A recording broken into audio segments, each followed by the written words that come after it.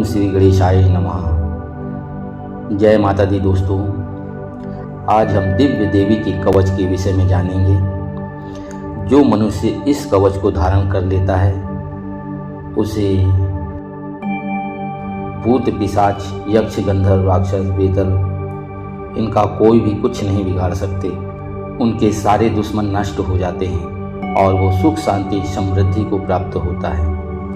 इस पृथ्वी पर मारण मोहन आदि जितने अभिचारक प्रयोग होते हैं तथा इस प्रकार के जितने भी मंत्र यंत्र तंत्र होते हैं, हृदय में धारण कर लेने पर उस मनुष्य को देखते ही नष्ट हो जाते हैं। यही नहीं, पृथ्वी पर विचरने वाले ग्राम देवता आकाशचारी देव विशेष जल के संबंध से प्रकट होने वाले गण उपदेश मात्र से सिद्ध होने वाले निम्न कोटि के देवता, अपने जन्म के साथ प्रकट होने वाले देवता, कुल देवता, माला कंठमाला आदि, डाकनी शाकनी, अंतरिक्ष में विचरने वाली अत्यंत बलवती भयानक डाकनियाँ, ग्रह भूत पिशाच यक्ष गंधर्व राक्षस ब्रह्म राक्षस बेतल कूष्मांडा और भैरव आदि अनिष्टकारक देवता भी हृदय में कवच धारण किए रहने पर उस मनुष्य को देखते ही भाग जाते हैं।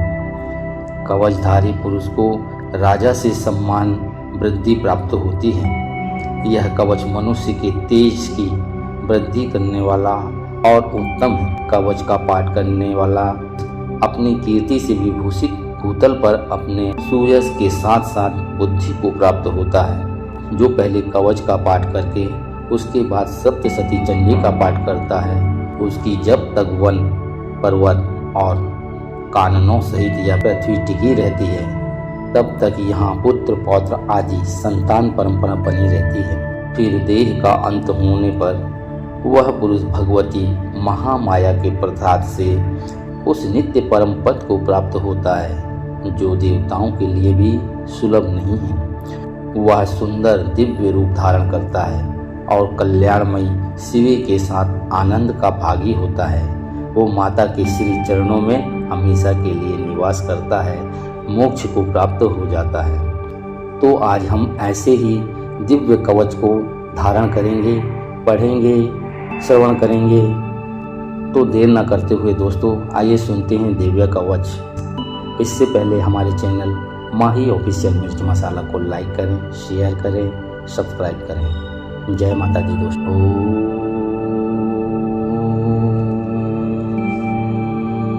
ओम नमश्चंडिकाय। मार्कंडे जी उवाच। मार्कंडे जी कहते हैं, पितामह, इस संसार में परम गोपनीय तथा मनुष्यों की सब प्रकार से रक्षा करने वाला है और वो अब तक अपने दूसरे किसी के सामने प्रकट नहीं किया हो, ऐसा कोई साधन मुझे बताइए। तब ब्रह्मा जी बोलते हैं, ऐसा साधन तो एक देवी कवच ही है जो गोपनीय से भी परम गोपनीय है, पवित्र तथा संपूर्ण प्राणियों का उपकार करने वाला है। महामुनि, उसे श्रवण करो। देवी की 9 मूर्तियां हैं जिन्हें 9 दुर्गा कहते हैं। उनके पृथक पृथक नाम बताए जाते हैं। प्रथम नाम है शैलपुत्री, दूसरी मूर्ति का नाम है ब्रह्मचारिणी, तीसरी स्वरूपा चंद्रघंटा के नाम से प्रसिद्ध है, चौथी मूर्ति को कूष्मांडा कहते हैं, पांचवी दुर्गा का नाम सकन माता है, देवी के छठे रूप को कात्यायनी कहते हैं, सातवां कालरात्रि और 8वां स्वरूप महागौरी के नाम से प्रसिद्ध है, नवी दुर्गा का नाम सिद्धरात्रि है। ये सब ज्ञान सर्वज्ञ महात्मा वेद भगवान के द्वारा ही प्रतिपादित हुए हैं। जो मनुष्य अग्नि में जल रहा हो, रणभूमि में शत्रुओं से घिर गया हो, विषय संकट में फंस गया हो तथा इस प्रकार भव से आतुर होकर जो भगवती दुर्गा की शरण में प्राप्त हुए हों, उनका कभी कोई अमंगल नहीं होता। युद्ध के समय संकट में पड़ने पर भी कोई विपत्ति नहीं दिखाई देती। उन्हें शोक दुख और भय की प्राप्ति नहीं होती। जिन्होंने भक्ति पूर्वक देवी का स्मरण किया है उनका निश्चय ही अभ्युदय होता है। देवेश्वरी, जो तुम्हारा चिंतन करते हैं उनका तुम निसंदेह रक्षा करती हो। चामुंडा देवी प्रेत पर अरुण होती हैं, वारही भैंसे पर सवार करती हैं। इंद्री का वाहन ऐरावत हाथी है। वैष्णवी देवी गरुड़ पर ही आसन जमाती हैं। प्रियतमा महेश्वरी वृषभ पर आरूढ़ होती हैं। कुमारी का वाहन मयूर है। भगवान विष्णु की प्रियतमा लक्ष्मी देवी कमल के आसन पर विराजमान है और हाथों में कमल धारण किए हुए हैं। वृषभ पर आरूढ़ ईश्वरी देवी ने श्वेत रूप धारण कर रखा है। ब्राह्मी देवी हंस पर बैठी हुई हैं और सब प्रकार के आभूषणों से विभूषित हैं। इस प्रकार के सभी माताएं सब प्रकार की योग शक्तियों से संपन्न हैं। जिनके सिवा और भी बहुत सी देवियां हैं जो अनेक प्रकार के आभूषणों की शोभा से युक्त तथा नाना प्रकार के रत्नों से सुशोभित हैं। ये संपूर्ण देवियां क्रोध में भरी हुई हैं और भक्तों की रक्षा के लिए रथ पर बैठी दिखाई देती हैं। ये शंख, चक्र, गदा, शक्ति, हल और मूसल, खीटक और तोमर, परशु तथा पास, कुंत और त्रिशूल एवं उत्तम सांग, धनुष आदि अस्त्र शस्त्र अपने हाथों में धारण करती हैं। दैत्यों के शरीर का नाश करना, भक्तों को अभय दान देना और देवताओं का कल्याण करना, यही उनके शस्त्र धारण का उद्देश्य है। कवच पाठ आरंभ करने के पहले इस प्रकार प्रार्थना जरूर कर लेनी चाहिए। महान रौद्र, अत्यंत घोर पराक्रम, महान बल और महान उत्साह वाली देवी, तुम महान भय का नाश करने वाली हो।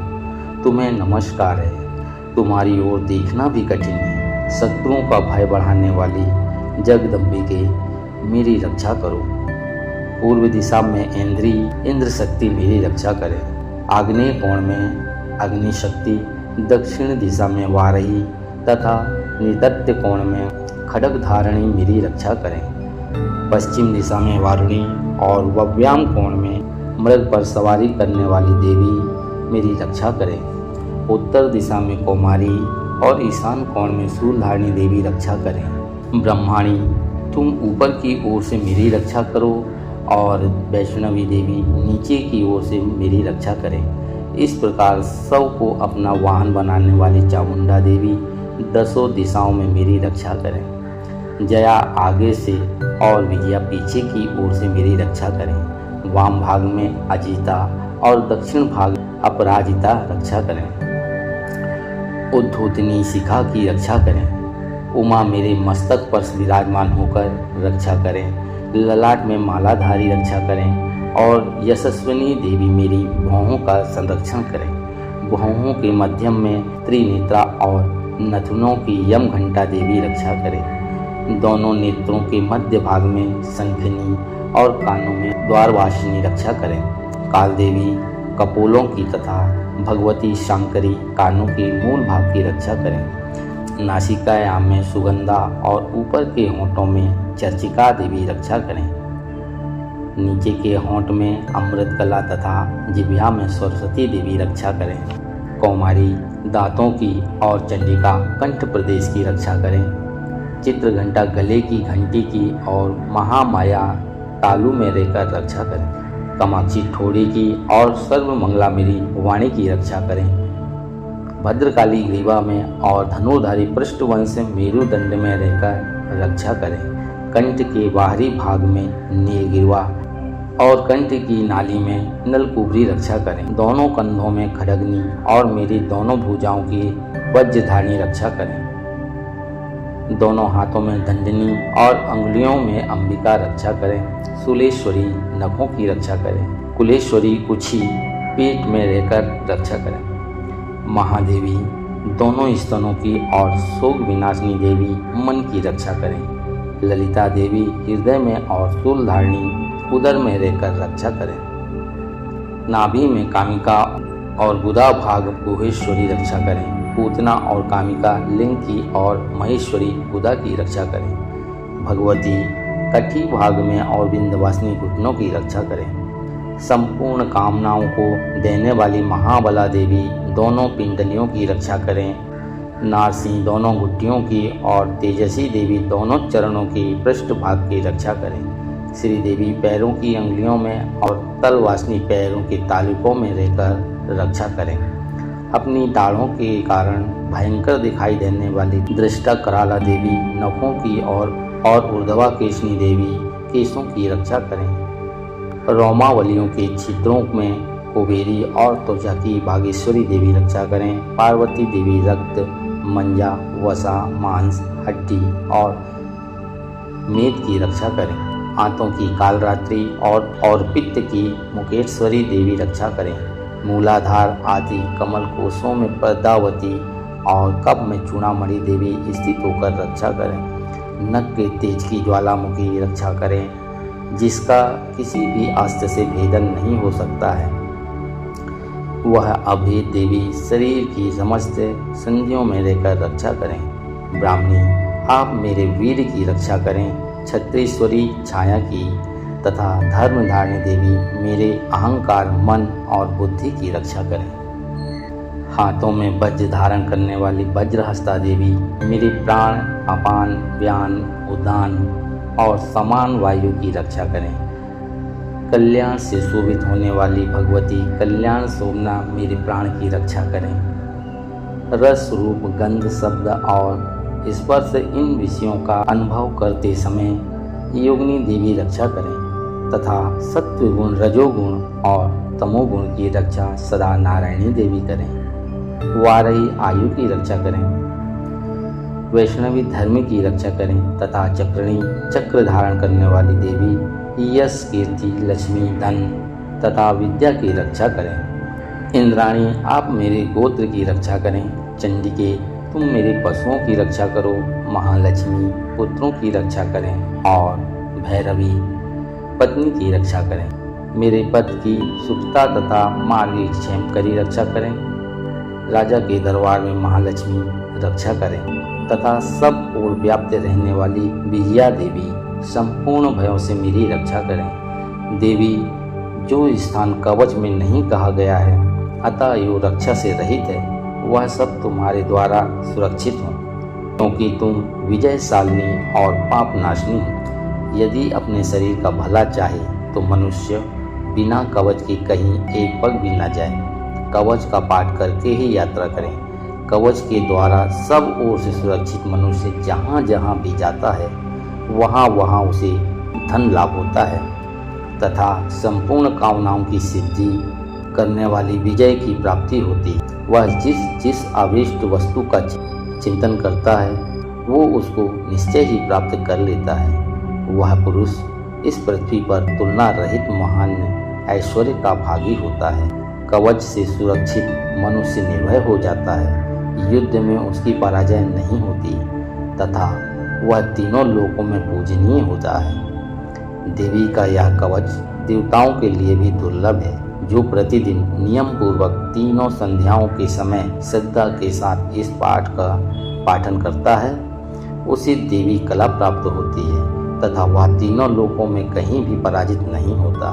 इतना ही नहीं, वह अब मृत्यु से रहित हो 100 से भी अधिक वर्षों तक जीवित रहता है। मकड़ी, चेचक और कोढ़ आदि संपूर्ण व्याधियां नष्ट हो जाती हैं। कनेर, भांग, अफीम, धतूरे आदि का स्थावर विष, सांप और बिच्छू आदि के काटने से चढ़ा हुआ जंगम विष तथा अहिफेन और तेल के संयोग आदि से बनने वाला कृत्रिम विष, ये सभी प्रकार के विष दूर हो जाते हैं। उनका कोई असर नहीं होता। इस पृथ्वी पर मारण, मोहन आदि जितने भी अभिचारक प्रयोग होते हैं तथा इस प्रकार के जितने मंत्र यंत्र होते हैं वे सब इस कवच को हृदय में धारण कर लेने पर उस मनुष्य को देखते ही नष्ट हो जाते हैं। ये ही नहीं, पृथ्वी पर विचरने वाले ग्राम देवता, आकाशचारी, देव विशेष जल के संबंध से प्रकट होने वाले गण, उपदेश मात्र से सिद्ध होने वाले निम्न कोटि के देवता, अपने जन्म के साथ साथ प्रकट होने वाले देवता, कुल देवता, माला, कंठमाला, डाकनी, शाकनी, अंतरिक्ष में विचरने वाली अत्यंत बलविदा भयानक डाकनियाँ, ग्रह, भूत, पिशाच, यक्ष, गंधर्व, राक्षस, ब्रह्म राक्षस, बेतल, कूष्मांडा और भैरव आदि अनिष्टकारक देवता भी हृदय में कवच धारण किए रहने पर उस मनुष्य को देखते ही भाग जाते हैं। कवचधारी पुरुष को राज से सम्मान मिलता है। वृद्धि प्राप्त होती है। यह कवच मनुष्य के तेज की वृद्धि करने वाला और उत्तम है। कवच का पाठ करने वाला पुरुष कभी कीर्ति से विभूषित भूतल पर अपने सुयश के साथ वृद्धि को प्राप्त होता है।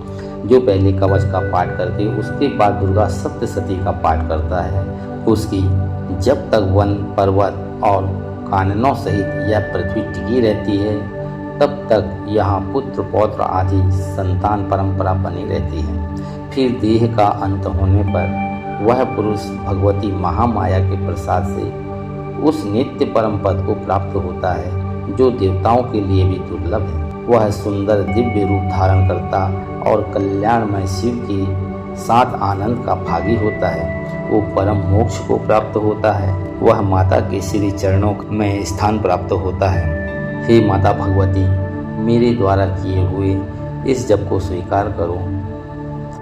देवी का पाठ करने के पहले एक लोटा में जल लें, उसमें फूल डालें।